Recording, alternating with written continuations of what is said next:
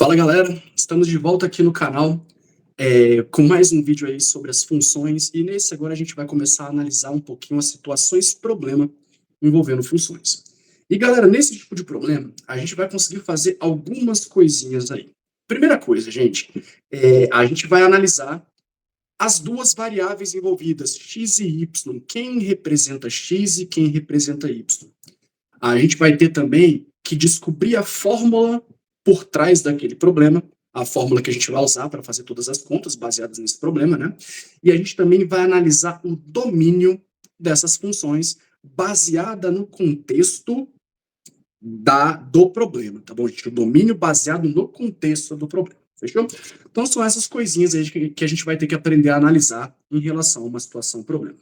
E a primeira coisa, pessoal, que nem eu falei, o exercício, galera, o problema, ele vai sempre deixar muito claro para você quem depende de quem, tá, gente? Quem vai ser o meu x, quem vai ser o meu y.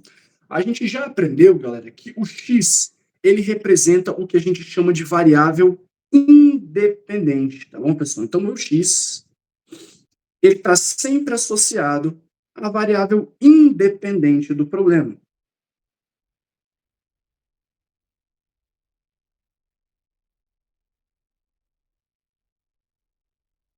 Enquanto o y, ele está relacionado com a minha variável dependente. Isso aqui é padrão de função, tá bom, galera? A gente definir dessa forma, fica um pouco mais organizado, padronizado. A gente sabe que o x é a variável independente e o y é a variável dependente. Agora, pessoal, no contexto do problema, é importante falar, né, aqui, antes da gente ir pro problema, que eu sempre tenho que o y depende do x, né?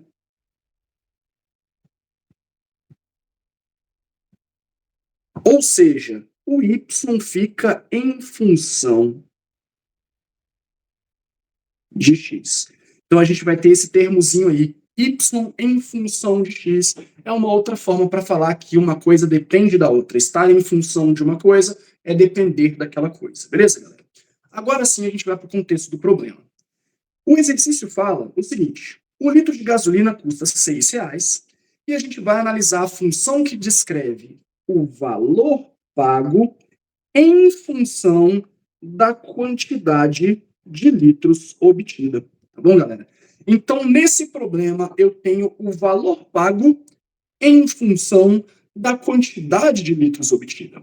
Só com essa frase aqui, galera, a gente já sabe quem vai ser meu x, quem vai ser meu y, tá bom, galera? Justamente por conta dessa padronizaçãozinha aqui que a gente falou aqui embaixo, ó, galera. Eu sempre tenho que o y depende do x, que o y fica em função do x, tá, galera?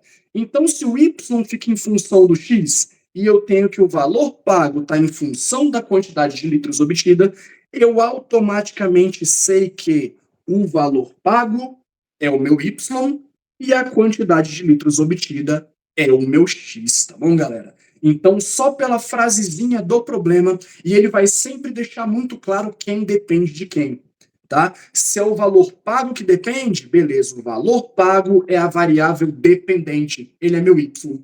E a quantidade de litros, ele é o que o valor pago está em função.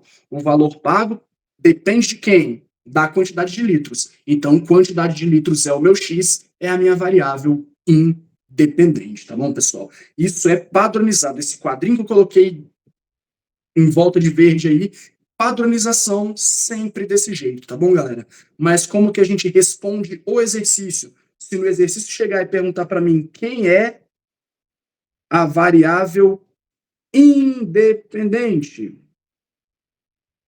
quem é a minha variável dependente? O exercício pode perguntar isso para vocês, galera. Eu não vou responder assim, a variável independente é o x, tá certo? Tá, só que não é isso que o exercício está pedindo, né, galera? No contexto do problema, quem é a variável independente? Quem faz o papel do x? É a quantidade de litros, então você vai responder quantidade de litros. E quem é a variável dependente do problema? Ah, é o valor pago. O valor pago que é o Y, que depende da quantidade de litros. Você vai responder que a variável dependente é o valor pago. Beleza, galera? Então, você responde essas perguntas baseadas no que o problema está pedindo ali, no contexto do problema. Beleza, galera? Sabendo que sempre o Y depende do X, Y em função de X. Sempre nessa ordem. X é a variável independente e Y é a variável dependente. Fechou, galera? Essa é a primeira análise que a gente vai fazer. Sabendo quem é a variável independente, quem é a variável dependente, a gente vai para a questão das fórmulas, tá? Da fórmula que a gente vai usar para fazer as contas nesse problema. E aí, galera, assim, muitas vezes vai ser fácil você só de bater o olho no exercício. Quando a gente está com as manhas, a gente bate o olho no exercício e a gente já sabe qual vai ser a fórmula por trás daquele exercício. Mas se a gente não está com as manhas ainda, como é que a gente faz? Minha recomendação é, galera, crie alguns casos, faça algumas simulações, tá bom, gente?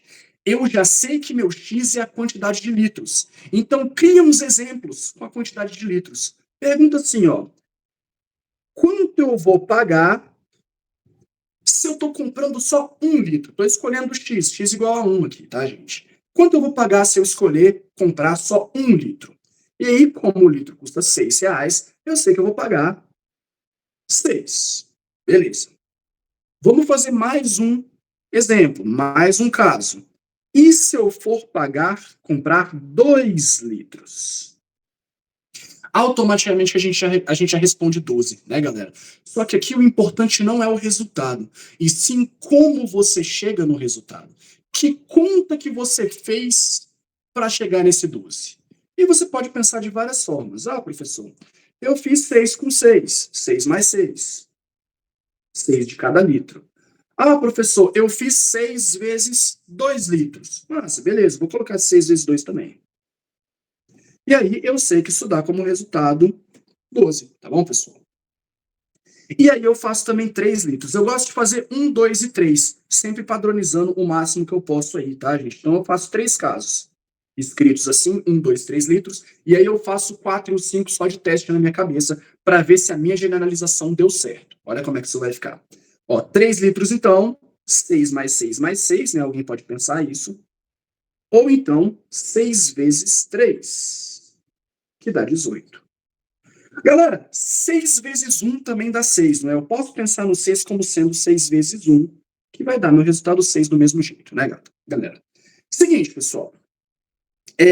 Agora, olha só.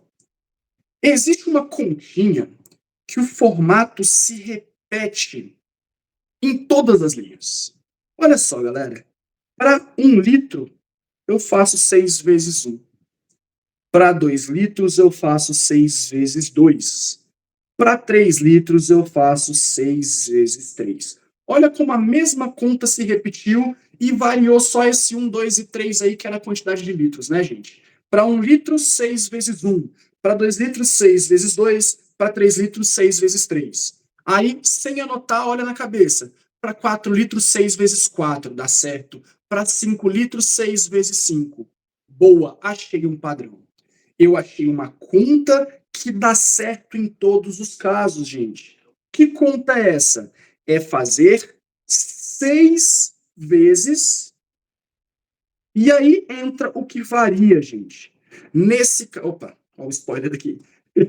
Nesse caso, foi 1 porque era 1 litro, aqui foi 2 porque era 2 litros, aqui 3 porque era 3 litros. Nesse lugar que está variando a quantidade de litros, é a hora que eu justamente coloco o X. Então, essa é a minha formulazinha, tá bom, gente? Olha só, eu achei uma conta que dá certo para todos os casos. Achei uma padronização, então ela é a fórmula, ela é o formato da minha fórmula. Fica f de x igual a 6 vezes x. Tá bom, pessoal? Esse x está fazendo o papel de quem? A gente já sabia do contexto do problema que esse x está fazendo o papel da minha quantidade de litros.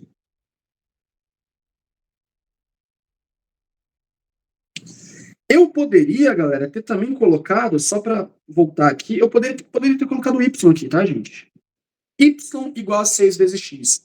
Y e f de x é a mesma coisa, tá bom, gente? É só lembrar que como que a gente lê f de x? Imagem do x. E quem é a imagem do x? É y. Então, se eu coloco y ou se eu coloco f de x, é a mesma coisa. De qualquer forma, isso remete a quem? Ao meu resultado. E o meu resultado é quem, gente? É o valor pago. O resultado da minha conta sempre indica quanto que eu paguei. Ah, para 1 litro eu paguei R$ 6. Para 2 litros eu paguei R$ 12. Para 3 litros eu paguei R$ 18. O meu resultado é o valor pago, tá bom, gente? Uma forma que faz também, que é até um pouco mais simples, gente, o recomendado é esse que eu fiz aqui, é encontrar uma conta que dá certo para todas. Mas existem alguns corta-caminhos nessa história, tá bom, gente? E esses corta-caminhos nem sempre funcionam, nem sempre são fáceis de visualizar.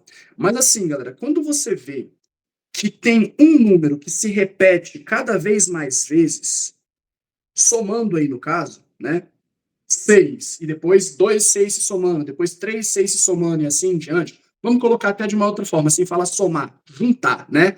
Eu junto um 6 sozinho, depois eu junto 2 6, depois eu junto 3 6. Aqui, galera, você já pode visualizar que o 6 é quem vai ficar com o x, tá bom, gente? Porque o x vai controlar justamente quantas vezes o 6 vai aparecer. Então você pode pensar desse jeito também, às vezes funciona, tá bom, galera? Não que às vezes não vai funcionar, eu quero dizer que às vezes para você vai ser melhor dessa forma, é isso que eu quis dizer, tá bom, galera? Então é isso, você vai ver que um número está se repetindo várias vezes, cada vez aumentando, então ele vai ser o número com x. Pensa nessa regrinha, ela vai facilitar a vida de vocês para montar a fórmula da situação problema, beleza, galera? E com essa fórmula, gente, agora a gente vai fazer todos os cálculos possíveis desse problema, que pode aparecer de duas formas diferentes, galera. A primeira forma que ele pode pedir é perguntar assim, ó, quanto vai custar 40 litros? Ou ele pode perguntar assim, ó, com R$ 600, quantos litros eu compro?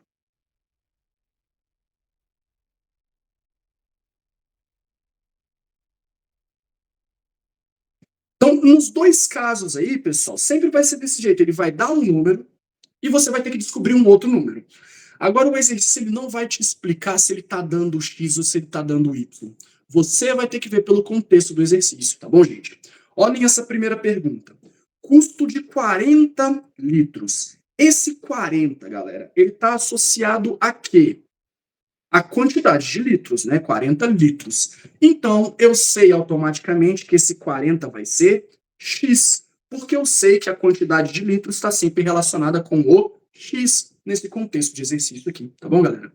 E se ele me deu o X, aí essa parte a gente já sabe. Como que eu faço a conta, galera? Eu pego a minha formulazinha pronta aqui, f de x igual a 6x, e no lugar do x eu coloco o 40. Então, eu estou calculando f de 40,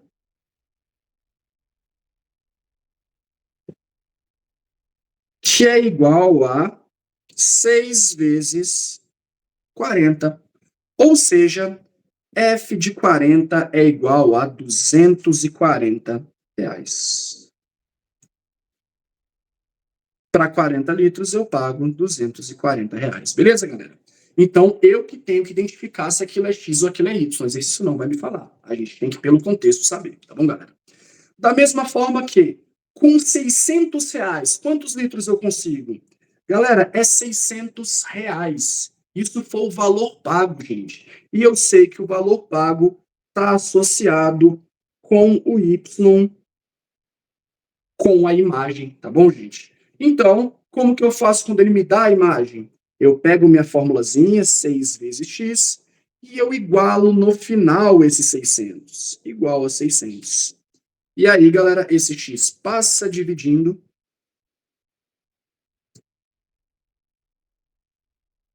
Dividido por 6. 600 dividido por 6 é igual a 100. Ou seja, com R$ 600 eu consigo comprar 100 litros. Beleza, galera? Então, esses dois tipos de conta podem aparecer. Um que ele dá o x e te pede o y, outro que ele te dá o y e pede o x. E lembrando, gente, sempre quando ele dá o x, conta para achar o y. Sempre quando ele dá o y, equação para achar o x. Padronizado, isso vai dar sempre desse jeito. Beleza, galera? Então, a gente já sabe determinar quem são as variáveis e sabe já achar a fórmula e fazer cálculos com ela. Beleza, galera? Agora a gente vai para a parte um pouquinho mais complicada, gente, que é a parte do domínio. Tá bom, galera? Então vamos lá, pessoal. Analisar o domínio dessa função. A gente tem que a formulazinha dela é f de x igual a 6 vezes x. E matematicamente falando, galera, não tem problema nenhum aqui de valores de x, porque não cai em nenhum daqueles dois casos que a gente viu em vídeos anteriores. Não tem x no denominador e também não tem x dentro de raiz de índice par. Então, a princípio, o domínio seria o conjunto dos números reais, certo? Sim, mas existe um contexto por trás desse problema, galera. Dentro desses números reais aqui, a gente tem infinitos números de vários tipos, não é, galera? A gente tem números negativos aqui dentro. A gente tem números negativos aqui dentro. E, galera, faz sentido nesse problema para o x ele ser negativo? Faz sentido eu chegar no posto de gasolina e falar eu quero menos 2 litros de gasolina? Não faz sentido, né, galera? Então, no contexto do problema, esses números negativos não podem estar no domínio. Porque não faz sentido eu perguntar para você quanto vai custar menos 3 litros de gasolina. Não faz sentido isso para o contexto, tá? Então, eu tenho que analisar esse domínio pelo contexto. E, galera, essa análise, ela passa por duas perguntas principais, tá bom, gente? A primeira pergunta que você vai se fazer é justamente essa do negativo. Faz sentido o x ser negativo? A quantidade de litros ser negativa? Essa é a primeira palavra. Pode x ser negativo? E a segunda pergunta, galera, é se faz sentido eu escolher um x quebrado. Não exato, no caso, né? Pode x quebrado?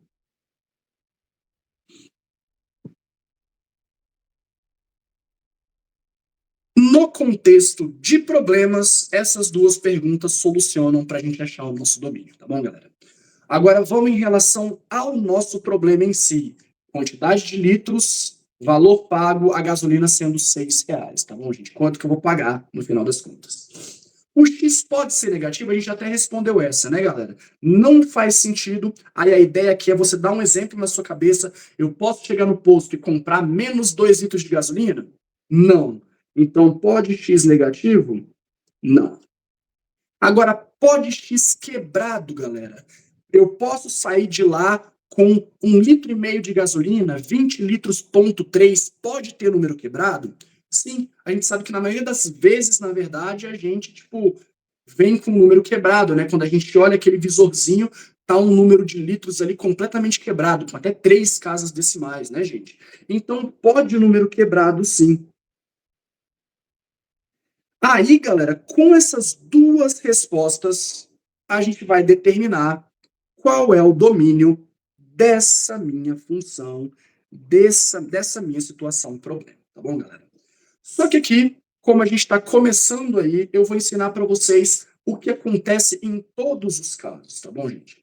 Então, assim, quando a gente se faz essa pergunta, vários cenários podem acontecer, tá bom, gente? Vamos analisar todos os cenários, ó. Vou colocar aqui, vou só apagar essa resposta aqui, ó. Olha o que pode acontecer, gente. Quando vocês fizerem essa pergunta no início do exercício, pode acontecer de você responder não para o fato de ser negativo e não para o fato de ser quebrado. É uma coisa que pode acontecer. Pode acontecer, galera, de você responder não para o quebrado e sim para o negativo. Depende do contexto do exercício. Pode acontecer de você responder não para negativo, mas sim para o quebrado. E pode também acontecer de você responder sim para as duas perguntas. Esses são todos os cenários possíveis aí, tá bom, galera? A gente vai analisar um por um. Então, temos aqui a primeira situação, tá bom, gente?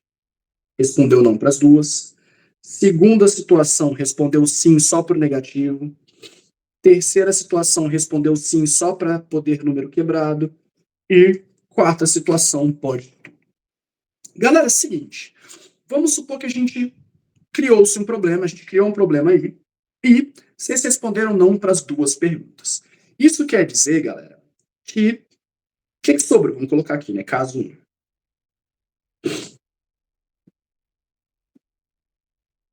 Sobraram só. Quando eu falei que pode número quebrado, não pode, só sobraram os números exatos. Então a gente fez esse primeiro corte aí, tá bom, galera? Eliminou os números quebrados.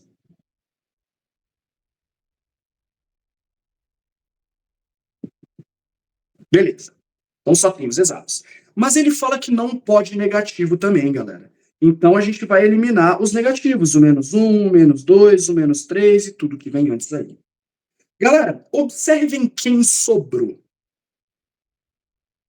Sobrou o 0, o 1, o 2, o 3, o 4, o 5. Que tipo de número é esse, galera? São os números naturais. Então, galera, se você respondeu não para as duas perguntas, isso quer dizer que o domínio vai ser o conjunto dos números naturais. Só vai fazer sentido o conjunto dos números naturais.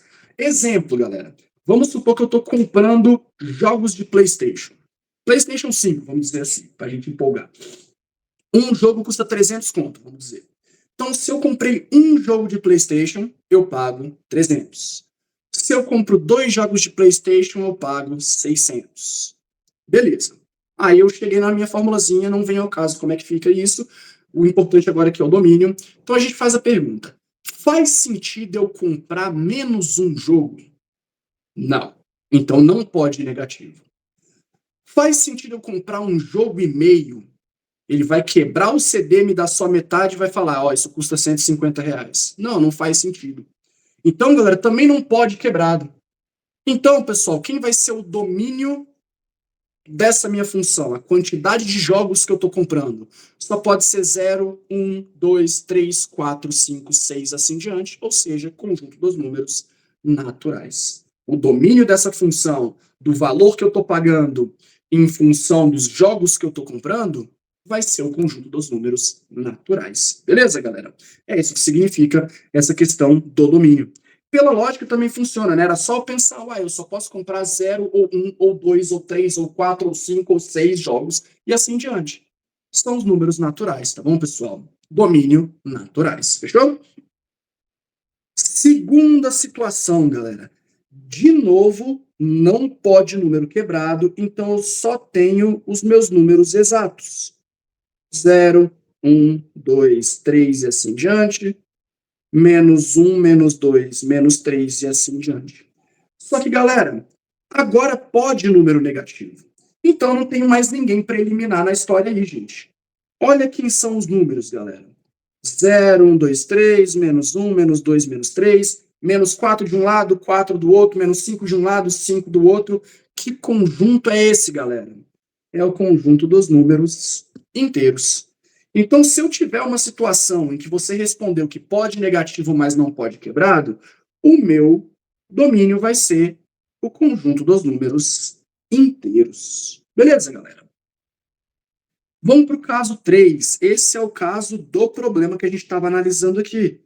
Valor pago pela quantidade de litros. E agora, galera, pode número quebrado.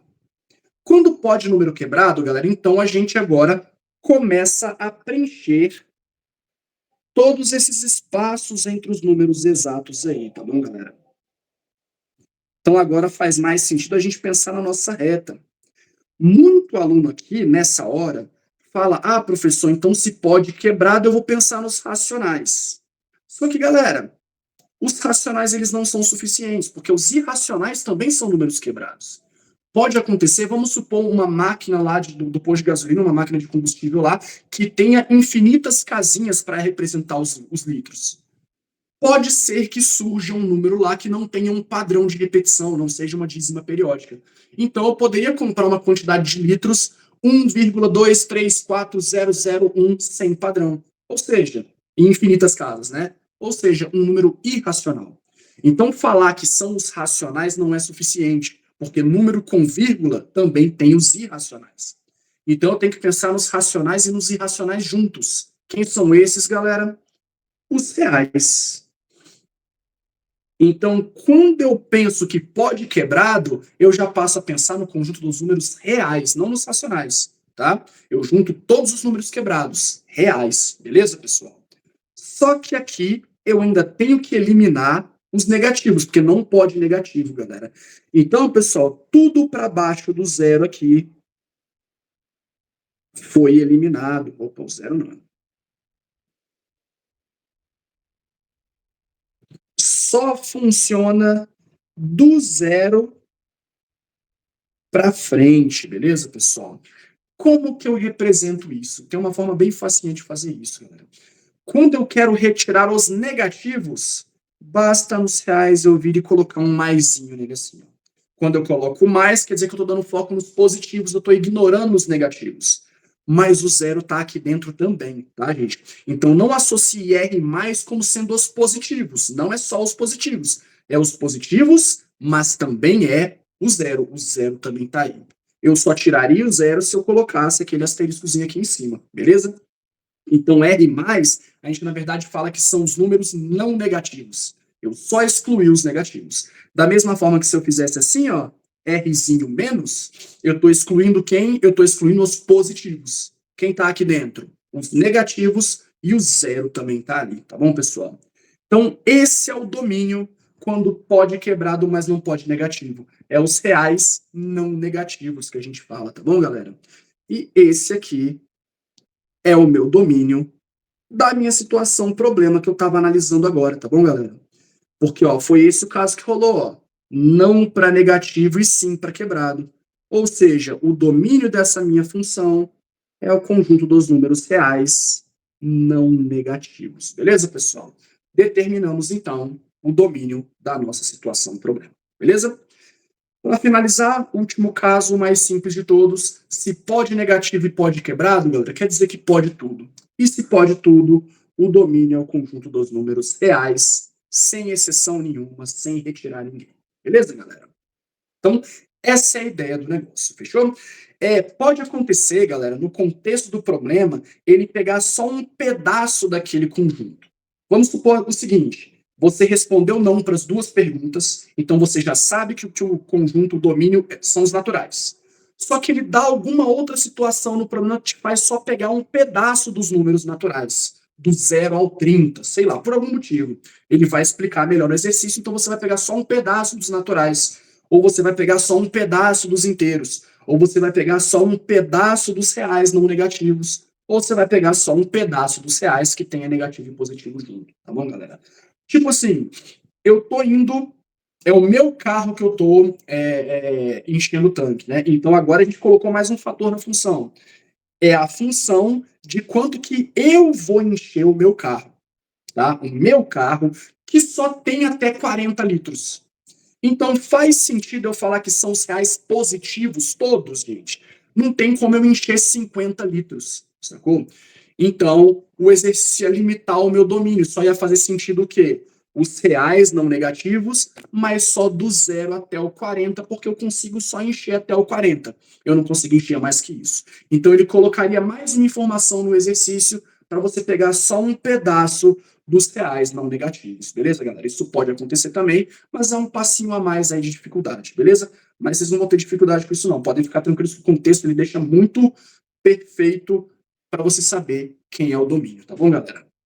Então, pessoal, basicamente é isso. É isso que a gente faz aí na análise de um problema contextualizado. A gente determina o domínio, a gente determina as variáveis e a gente determina a fórmula para fazer as contas, beleza, galera? Esse vídeo ficou mais completão, porque eu fui explicando todos os passos, todas as possibilidades. Eu vou resolver mais 3 problemas desses com vocês, só que aí eu vou ser mais direto. Eu vou ir direto na resposta e já aplicar o que está acontecendo. Beleza, galera? Eu espero que vocês tenham achado fácil. Esse vídeo ele é muito importante nesse entendimento aí das situações problema. É sempre bom a gente contextualizar a matemática. Então, espero que vocês tenham entendido muito direitinho aí. Beleza, galera? Ficamos por aqui, então, nele. E vamos praticar nos próximos vídeos aí, beleza? Valeu, galera!